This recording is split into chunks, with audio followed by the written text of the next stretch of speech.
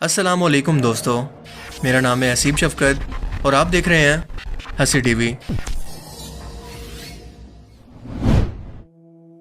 Bible میں حضرت ادریس علیہ السلام کو انوک کہہ کر پکارا گیا ہے۔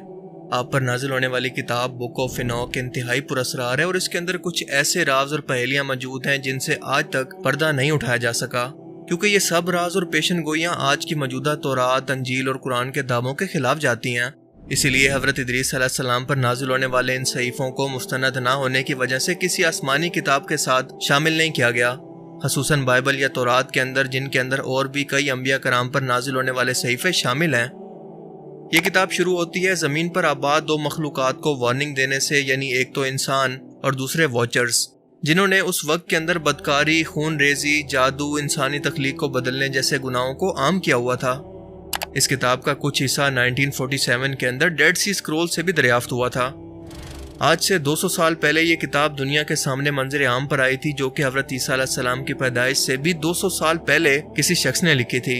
یعنی یہ اپنی اصلی حالت کے اندر موجود نہیں تھی، بلکہ اسے کسی نے ادریس علیہ السلام سے لکھ کر منسوب کیا ہوا تھا، جس کے سچا اور جھوٹے ہونے کی کوئی گارنٹی نہیں ہے۔ کرسچین کیلنڈر کی شروعات کے تقریباً 100 سال کے بعد، یعنی 100 عیسوی کے اندر اس کتاب کو تورات اور انجیل دونوں سے نکال دیا گیا، کیونکہ یہ کچھ ایسی پیشن گوئیوں کا ذکر کرتی ہے جس کے متعلق نہ چرچ کے پاس کوئی جواب تھا اور نہ یہودی ربیوں کے پاس، اور اسلام اس وقت تک آیا نہیں تھا۔ قرآن کریم کی 2 صورتوں کے اندر حضرت ادریس علیہ السلام کا ذکر آیا ہے، ایک تو سورہ مریم کی آیت 55 کے اندر، جہاں پر اللہ نے آپ کو سچا نبی کہا ہے، دوسرا سورہ الانبیاء کی آیت 85 اور 86 کے اندر، جہاں پر اسماعیل علیہ السلام اور ذوالکفیل علیہ السلام کے ساتھ آپ کو بھی صبر کرنے والا اور نیک بخت کہا گیا ہے۔ بائبل کے مطابق آپ کا نام ذوق تھا اور آپ حضرت آدم علیہ السلام کے تیسرے بیٹے شیس کے بیٹے انوش کی نسل میں سے ہیں۔ آپ کے والد کا نام تھا یادر۔ آپ کا ایک بیٹا بھی تھا جس کا نام تھا متو شالخ۔ ادریس علیہ السلام حضرت نوح علیہ السلام کے پردادا بھی ہیں اور آپ نے 365 سال کی عمر پائی اور پھر اپنے مادی جسم کے ساتھ آسمان پر اٹھا لیے گئے۔ آپ حضرت آدم علیہ السلام کے 500 سال کے بعد اس دنیا میں تشریف لائے اور آپ پر 30 آسمانی صحیفے نازل ہوئے۔ ان صحیفوں سے ملتی جلتی معلومات 3000 سے 3500 BC، یعنی حضرت عیسیٰ علیہ السلام کی پیدائش سے بھی 3500 سال پہلے کچھ مٹی کی تختیوں پر یا پھر ٹیبلٹس پر لکھی ہوئی ملی، جن کو کہتے ہیں سمیرین ٹیبلٹس، جو زیادہ تر آج کے موجودہ عراق سمیت اس کے آس پاس کے ملکوں سے بھی دریافت ہو چکی ہیں، کیونکہ سمیرین تہذیب یا عراقی تہذیب دنیا کی قدیم ترین سویلائزیشن میں سے ایک ہے اور یہ انتہائی ترقی یافتہ مانی جاتی تھی، اور اسی قوم نے پہلی بار چیزوں کو لکھنے کا تصور دیا۔ ان سمیرین ٹیبلٹس کے اندر ایک انتہائی جائنٹ قسم کی انسانی مخلوق کا ذکر ہے جس کو انوناکی کہا گیا ہے، جبکہ بک آف انوک کے اندر اس مخلوق کا ذکر نفیلیمز کے نام سے موجود ہے۔ بائبل میں جینیسس 21-24 حضرت ادریس علیہ السلام کے بارے میں بتاتی ہے کہ وہ خدا کی تلاش کے اندر آسمانوں پر نکلے اور اللہ نے انہیں وہاں پر روک لیا۔ بالکل یہی بات قرآن کریم کے اندر بھی موجود ہے، جس کے مطابق حضرت ادریس علیہ السلام کی روح کو اللہ نے چوتھے آسمان پر قبض کر لیا تھا، یعنی قرآن کے مطابق ہم نے ان کو اونچی جگہ پر اٹھا لیا، اور سفر معراج پر آپ صلی اللہ علیہ وآلہ وسلم نے ان سے چوتھے آسمان پر ملاقات بھی کی تھی۔ ابن کثیر قصص الانبیاء کے اندر یہ بیان ہے کہ حضرت ادریس علیہ السلام نے ایک بار یہ خواہش کی کہ وہ موت کے فرشتے سے جانے کہ ان کی کتنی زندگی باقی ہے۔ جب وحی کا فرشتہ آپ کے پاس آیا اور آپ نے اس سے اپنی خواہش کا اظہار کیا، تو یہ فرشتہ آپ کو لے کر چوتھے آسمان پر ملک الموت کے پاس پہنچا۔ ملک الموت نے یہ سوال کیا کہ ادریس علیہ السلام اس وقت کہاں پر موجود ہیں؟ جواب ملا کہ میری پشت پر بیٹھے ہیں۔ ملک الموت حیران ہوا کہ میں پریشان تھا کہ اللہ نے مجھے حکم دیا کہ ادریس علیہ السلام کی روح کو چوتھے آسمان پر قبض کروں، اور میں سوچ رہا تھا کہ ایسا بھلا کیسے ممکن ہوگا، کیونکہ وہ تو اس وقت زمین پر موجود ہیں۔ لہٰذا اسی جگہ پر حضرت ادریس علیہ السلام کی روح کو قبض کر لیا گیا۔ اب یہاں پر انسانی مادی جسم کے ساتھ حضرت ادریس علیہ السلام کو فرشتے کا چوتھے آسمان پر پہنچانا سائنسی طور پر تو بظاہر ناممکن سی بات ہے، پر یہ سفر ہمیں بتاتا ہے کہ آسمانی دروازوں کے اندر یقیناً کوئی نہ کوئی ایسا راز چھپا ہوا ہے جہاں سے کسی خفیہ پورٹل سے گزر کر فرشتے زمین اور آسمان کے درمیان سفر کرتے ہیں، اور اسی راستے سے حضرت ادریس علیہ السلام کو گزارا گیا تھا۔ اب یہ پورٹل، شارٹ کٹ راستہ، آسمانی دروازہ کہاں پر اور کیسے موجود ہے، اس کا راز بھی یقیناً ان آسمانی صحیفوں کے اندر ہنٹ کی صورت میں کہیں نہ کہیں پر موجود ہونا چاہیے۔ اسی لیے کانسپریسی تھیوری بہت مشہور ہے، جس کے مطابق امریکہ نے جب عراق پر حملہ کیا تھا تو اس کے پیچھے وجہ صرف آئل اور مسلم دنیا کا اتحاد نہیں تھا، بلکہ یہ سمیرین ٹیبلٹس بھی تھی جنہیں وہاں سے چرا کر برطانیہ اور امریکہ منتقل کیا گیا۔ جن میں سے زیادہ تر کو ابھی تک دنیا کے سامنے لایا ہی نہیں گیا، جبکہ جو دنیا کے سامنے موجود ہیں ان میں سے صرف ایک عراقی میوزیم کے اندر موجود ہے، جبکہ باقی امریکہ اور برطانیہ جیسے ملکوں کے اندر، کیونکہ یہ لوگ مانتے ہیں کہ انہی ٹیبلٹس کو ڈیکوڈ کر کے انہی آسمانی راستوں کے راز کو سمجھا جا سکتا ہے جنہیں حضرت ادریس علیہ السلام نے اس فرشتے کے ساتھ طے کیا تھا۔ اب یہاں پر ایک بات جاننا انتہائی اہم ہے کہ چوتھے آسمان پر پہنچتے وقت حضرت ادریس علیہ السلام کی روح کو قبض کر لیا گیا تھا، یعنی اگر یہ راستہ تلاش کر بھی لیا گیا تو انسانی مادی جسم اس کی سختیوں کو برداشت نہیں کر سکتا۔ بک آف اینوک کے اندر لکھا ہے کہ اللہ نے ادریس علیہ السلام کی آنکھوں سے آسمان کا پردہ اٹھا دیا تھا تاکہ وہ ہماری نشانیوں کو دیکھ سکے۔ یہاں یہ بات بالکل واضح ہے کہ اللہ نے یہ پروٹوکول خود حضرت ادریس علیہ السلام کو دیا تھا، یہ عام انسان کی پہنچ کے لیے بالکل بھی نہیں ہے۔ یعنی اگر آج کا انسان اس راز کو جان بھی لے تو وہ پردہ اس کی آنکھوں کے سامنے بالکل ایسے موجود رہے گا جیسے دنیا کے باقی انسانوں کے لیے۔ اب یہ پردہ موجودہ بلیک ہولز بھی ہو سکتے ہیں، کوئی آسمانی دروازہ یا پھر کوئی پورٹل، واللہ عالم۔ بک آف اینوک کو 5 حصوں کے اندر تقسیم کیا گیا ہے، جس کے اندر کافی حیرت انگیز دعوے کیے گئے ہیں، اور پہلا حصہ اس کا کہلاتا ہے بک آف واچرز،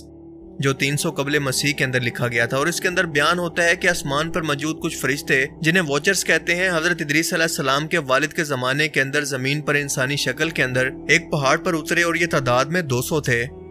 ان کے سردار فرشتے نے باقی 199 سے یہ وعدہ لیا کہ ہم سب مل کر انسانوں کی نسل کو بگاڑیں گے، انہیں نئے نئے گناہ سکھائیں گے۔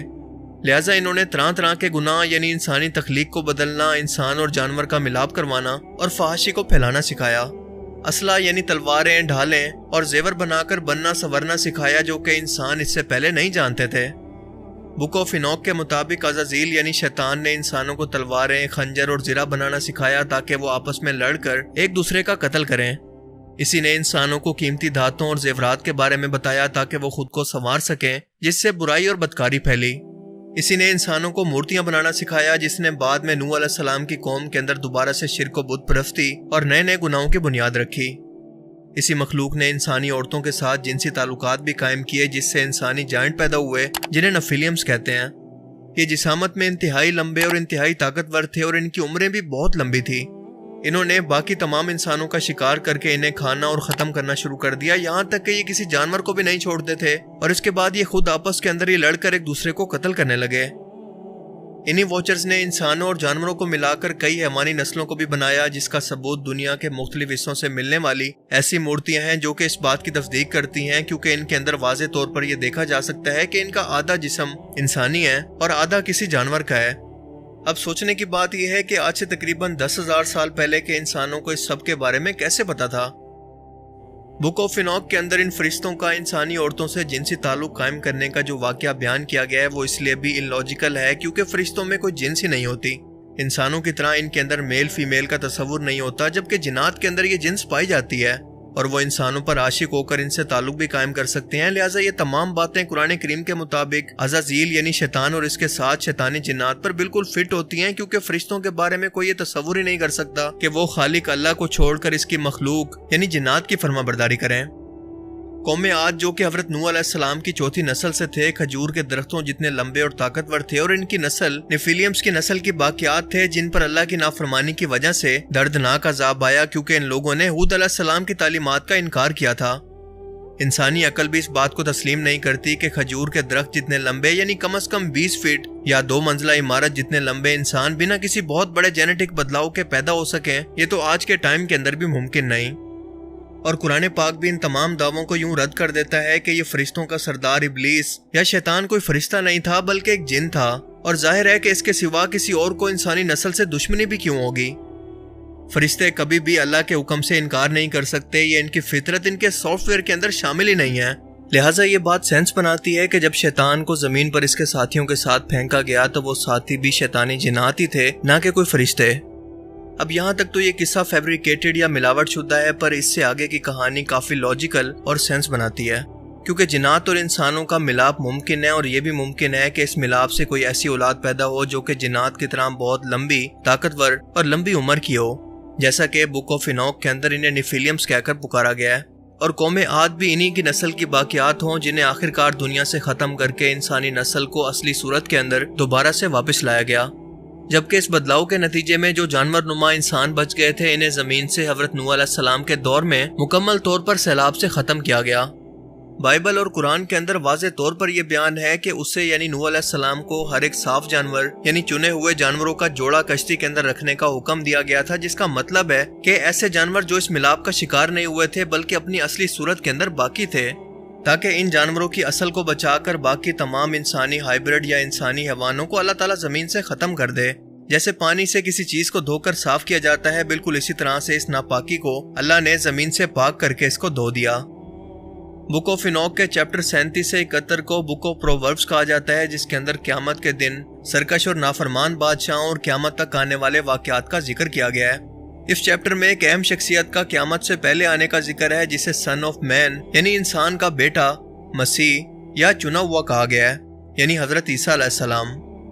اس کتاب کا تیسرا والیوم کہلاتا ہے ایسٹرونومیکل بک۔ اس کے 4 حصے 1947 کے اندر فلسطین کے ڈیڈ سی اسکرول سے ملے تھے۔ کتاب کا یہ حصہ ستاروں اور سیاروں کی حرکت اور ان کی موومنٹ سے متعلق ہے، وہ علم جو کہ حضرت ادریس علیہ السلام کو آسمانوں کے سفر میں اللہ تعالیٰ نے عطا کیا۔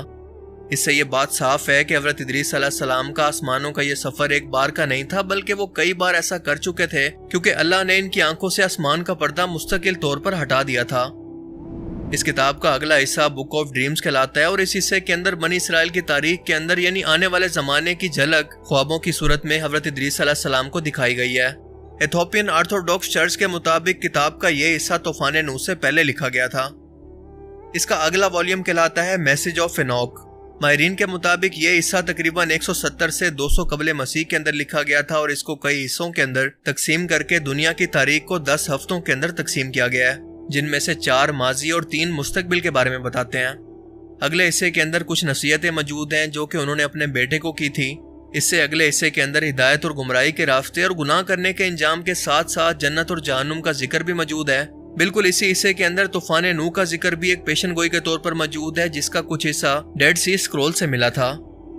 بالکل حضرت ادریس علیہ السلام یا پھر ان سے پہلے حضرت شیس علیہ السلام اور ان سے پہلے حضرت آدم علیہ السلام پر نازل ہونے والے صحیفوں کے بارے میں بھی آج کوئی شخص نہیں جانتا کہ وہ کہاں پر موجود ہیں، کس زبان کے اندر تھے، اور اگر آج کے ٹائم میں مل بھی جاتے ہیں تو اس بات کی کوئی گارنٹی نہیں ہے کہ وہ صحیح بھی ہیں یا پھر فیبریکیٹڈ۔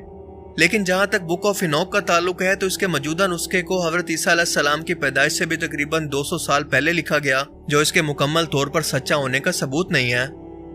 اور دوسرا، اس کے اندر موجود دعوے قرآن پاک کی تعلیمات کے خلاف تو ہیں، لیکن ساتھ ساتھ تورات اور انجیل کے بھی خلاف ہیں، اسی لیے ان دونوں کتابوں کے اندر بھی اسے صحیفوں کے طور پر شامل نہیں کیا گیا۔ لیکن جہاں تک آدم علیہ السلام، شیطان اور اس کے جنات کا زمین پر انسانوں کو بہکانا، ان کو گناہ کرنا سکھانا، انسانی تخلیق کو بدلنا اور طوفان نوح کے بعد زمین کو ان گناہوں سے پاک کرنے کی تمام چیزوں کو دیکھیں تو یہ باقی تمام چیزیں ہر علامی کتابوں سے میچ کرتی ہے۔ لہٰذا اگر ہم قرآن پاک، تورات اور انجیل کو حوالہ بناتے ہوئے بک آف اینوک کو ایک پہیلی کی طرح جوڑتے جائیں تو ایک مکمل ٹائم لائن ہمارے سامنے آتی ہے، اور تمام واقعات بالکل ایک پزل کی طرح حل ہوتے نظر آتے ہیں۔ سچ اور جھوٹ بالکل الگ الگ ہو جاتا ہے، اور یہ واقعات بالکل لاجیکل بننے لگتے ہیں، جن کے بارے میں آج کی تاریخ کے اندر جاننا انسانوں کے لیے ضروری نہیں ہے، کیونکہ وہ تعلیمات اسی زمانے کے لوگوں کے لیے تھی۔ لہٰذا قرآن و حدیث کے اندر صرف وہ کچھ بیان کیا گیا ہے جو کہ عبرت کے لیے یا نصیحت کے لیے یا پھر قرآن پاک کی باقی تمام علامی کتابوں کے ساتھ مطابقت کو یا صرف ایک سورس یا ایک خالق کی طرف سے بھیجے جانے کے دعوے کو سمجھانے کے لیے انتہائی ضروری تھا۔ آئی ہوپ کہ آج کی اس ویڈیو سے آپ کو بہت کچھ نیا جاننے کو ملا ہوگا اور یہ ویڈیو آپ کو پسند آیا ہوگا۔ اگر یہ ویڈیو آپ کو اچھا لگا اور اس سے کچھ نیا جاننے کو ملا تو اس ویڈیو کو ضرور لائک کیجئے، اور اب میں ملوں گا آپ سے ایک ایسی ہی نئی انٹرسٹنگ ویڈیو میں۔ تب تک کے لیے اپنا بہت سا خیال رکھیے گا۔ Thanks for watching this video. اللہ حافظ۔